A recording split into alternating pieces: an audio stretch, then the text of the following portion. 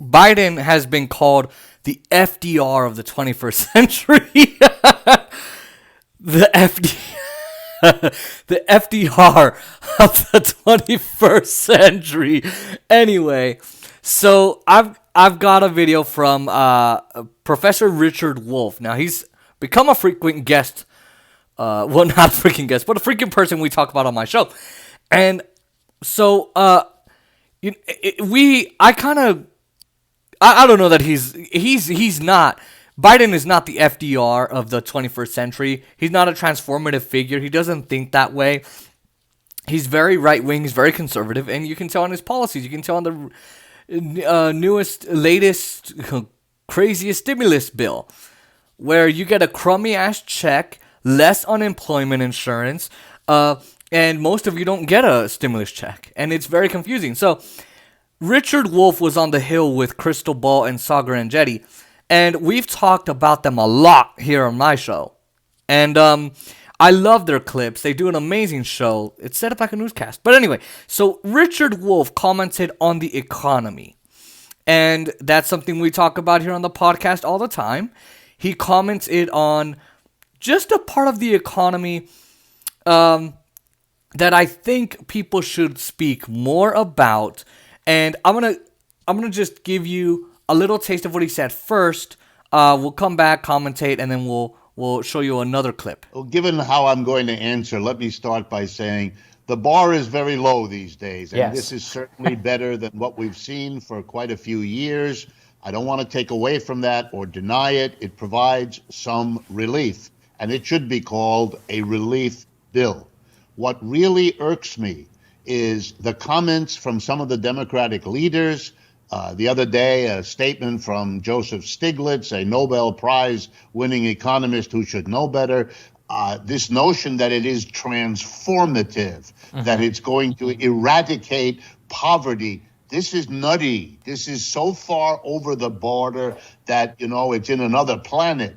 This is not going to do that. In order to do that, you have to face what none of them are willing to face, which is that we have been redistributing wealth and income upward for over 40 years. And we have an economy that works like that. And that's why so many people are poor. That's why so many of our institutions are in trouble. That's why we have fires in California, no electricity in Texas, a response to COVID-19 that is embarrassing on the world stage, and a rate of minimum wage of $7.25 an hour at the federal level, which is an embarrassment for the rest of the industrial advanced world because it's one of the lowest there is. $15, they're already there. And if you give people $15 an hour, you're not ending poverty. You're just ratcheting it up a little bit. And they didn't even do that. So for me,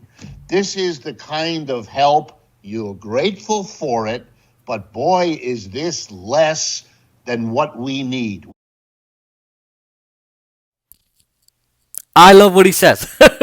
The key point here is this bill is not a transformative bill that the Democrats have pretty much released and thrown at all of us, and then are trying to shove the message down our throats, shove it down our throats that it's a good bill. In no way is it a good bill. Sure, does it provide some relief? Does it give relief to some people? Yes. Does it give some help? Yes. Will it give me and my family a little bit of help? Sure, but it's only a little bit of help.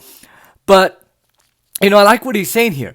Our country has actually been has not been transferring the wealth. It's been down for 40 years, where we have been killing the middle class for the last 40 years, where we benefit the rich, it benefits the rich, and our system helps with that. It works like that because the rich have been taking $147 trillion from the bottom 90% of the country. The bottom 90 percentile of this country has been suffering. Instead of trickle up economics, I'll make that word, instead of redistribution of wealth, we are distributing wealth to the top, expecting that they will transfer the wealth to us and make it rain down on all of us. When in the actual case, it's the opposite of that. None of that has happened. Reagan and Bush and Reagan had 12 years to test that theory. And at the end of that 12 years, the economy was in shambles. The median wage was terribly low. The deficit was incredibly down. We were just down in the dumps. Did Clinton come back and help a little bit? Sure. But he also continued this 40-year deregulation of our institutions. So did George W. Bush and Barack Obama. Let me be clear. Okay? They continued this. This provided deregulation to the banks, deregulation to the Wall Street tycoons and the goons and the establishment. It created this windfall onto the rich. Everybody became poorer. More people became impoverished. And we've had levels of poverty that even the UN says is a humanitarian crisis. So when we talk about, oh my God, why are there so many fires in California? Because most of our institutions are deregulated and we let them get away with crap. And it's because we're not paying attention to the real causes of climate change. When we say, why does Texas not have electricity? I don't know. Maybe it's because in 2002, they deregulated the crap out of the oil industry and they didn't have to preserve power in coal companies. And they had no financial incentive. They had no legal incentive to do it, no legal cause. And that's why people don't have power. And then he's like, we've been putting people in poverty forever. That's the way our system has worked. The economy doesn't work for us. It works for the very top, the very rich people, the wealthiest people in our country, the top 1%. The Bill Gates of the world, the Elon Musk, Mark Zuckerberg, Tim Cook, Steve Jobs, who rest in peace, right? All of these people, Jack Dorsey, all of them, CEO of Oracle, all of them, they live at the expense of our labor. And, I love what he says about the $15 minimum wage. I love how he's pretty much saying, I love how they're arguing that we should have a $15 minimum wage. They've already been there. They've been there.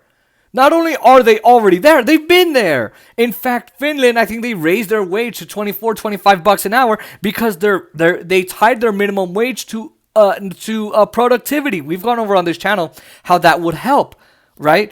So this bill is an embarrassment on the world stage because everyone else is giving their people, every other Western country, industrialized country, are giving their people $2,000 checks, subsidizing their wages 70 to 90%, 75, 80, 90, 95%. That's what they're doing for their people. And more people are employed in those countries. Less people are employed here. More people are unemployed because our country didn't do that. And this bill, even though it's, hey, thanks for a one-time check, it's crumbs for you and a windfall for the rich. So it is an embarrassment on the world stage. It's an awful bill, and I do agree with them on that. Sure, it's good that we're getting money, but it's less than what we need. And last point, before I get to the next clip of FDR. So him talking about it. So he says, even with a $15 minimum wage, we're not going to get rid of a $15 minimum wage. We're not going to get rid of poverty. We're not going to get rid of it. What we're going to do is sort of lift people up a little bit, but not completely get rid of poverty. So even with that is how behind our country is, according not to me, to an economist. So let's look at the last clip. This is what he had to say about people who said that Biden is FDR. It's crazy. Watch this. I think it's an insult to FDR. And there were problems with FDR. But let's remember, FDR did an extraordinary structural thing. Many of them. Number one, he created the Social Security system, pressure from below. But that wasn't a temporary measure. Kristen's quite right. That was a measure that said, if you're 65 years of age and you've given a lifetime of labor, we're going to give you a pension check every month for as long as you live. Every family in America could then count on this. Young people would know that they wouldn't have to carry alone the burden of the elderly who don't work anymore, etc. Then the unemployment compensation system likewise had never existed before. And here's the really big one that I find an embarrassment to hear Biden talk this way. Roosevelt created a federal jobs program. He went on the radio and he said, if the private capitalist sector cannot or will not hire the millions of Americans who ask only that they have a job, I, as president, will do so. And between 1934 and 41, he created and filled 15 million jobs. People who had a job, who had an income, who could maintain their rent or their mortgage payments, who could think about themselves as productive citizens. We now have, by estimates, roughly 20 million at least unemployed people, not even counting those that have left the labor force. Where is the Rooseveltian program to give them the federal jobs that we certainly need, that they certainly need? And if you were interested in really changing things, you would have had this at least debated. They didn't even debate it. They didn't even make the effort for that they put in limply for the $15 minimum wage. So comparing it to FDR does a disservice to one of the few who were willing to think structurally in the history of the Democratic Party. So I'm going to break that down now. He's incredibly right. So Roosevelt was the only... I think Roosevelt was probably the last figure, aside from, let's say, Lyndon Johnson, although he definitely killed Kennedy, I'm sure. Anyway, I'm not going to go there. He's one of the last figures who really was transformative, who actually thought of changing people's lives. We were in a depression as a country in the 1930s. I wasn't there. But essentially, but what he's saying here is actually true. Franklin Roosevelt took the issues people had and said, what can we do to mitigate them or to resolve them? To solve them so that they had these issues no more, so that they no longer had them. The first thing he did, the Social Security Act, creating the Social Security Administration, telling older people, you've worked your butts off, you've given your fruits in your labor, now you can sit down and relax because you gave us that.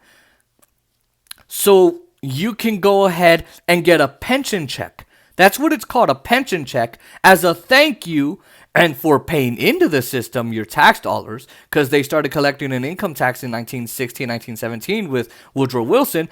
So now you can just lay back, relax, and your kids don't have to worry about taking care of you anymore. It radically decreased poverty in this country because old people were taken off the streets and put into houses. Another thing he created, the unemployment insurance, what you benefit from now in this country, if you do. And for those of you watching, that's what Roosevelt created. Unemployment is when you get fired or something happens like that, and you, like COVID, and people get furloughed or whatever, you need something to cover you while you look for another job. He created that to make sure you don't go poor. But the last thing, and I love what he said, is he did a federal jobs guarantee, which is what the left wing has been asking for.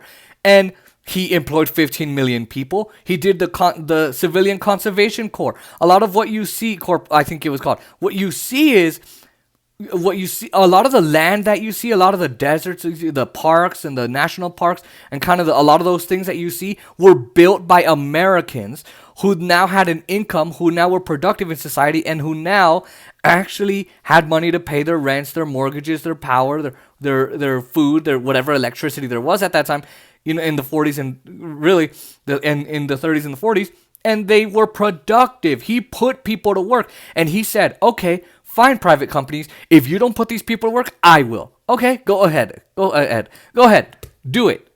If you don't do it, I will. And guess what he did? He created that federal jobs guarantee. But anytime the left wants to create a federal jobs guarantee, which is a jobs for all program, Biden said, how do we pay for it? How do we pay for it? So how in the world is Biden a transformative figure? And I love how he calls out his economist friend in the first clip, like, he should know better, dummy. Awesome. Shots fired. Anyway, so they didn't. If he really wanted to be counted as FDR, if he really wanted to change this country for the better, he would have put a jobs program in this bill to get people back to work. Or he, like the Jobs for All program, federal jobs guarantee, a federal jobs guarantee. Or he could have done the Green New Deal, which would have created 20 million new jobs, not this little skimpy ass, measly ass 10 million new jobs that Joe Biden is projected to create. And by the way, I love how he mentioned those that have already left the labor force. So, yes, he's right.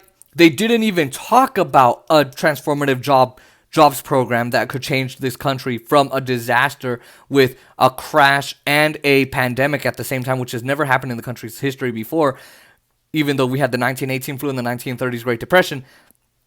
But they didn't even debate this, and They didn't even come close to debating it, even as half-ass and as little as they debated the minimum wage. They could have forced the vote on the minimum wage, and I did that video this week, and you can check it out just yesterday. They could have done it, and they never did.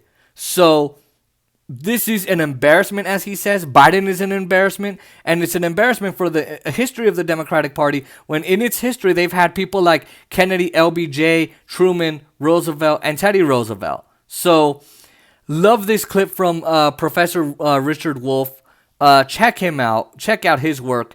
And just very interesting to see his commentary.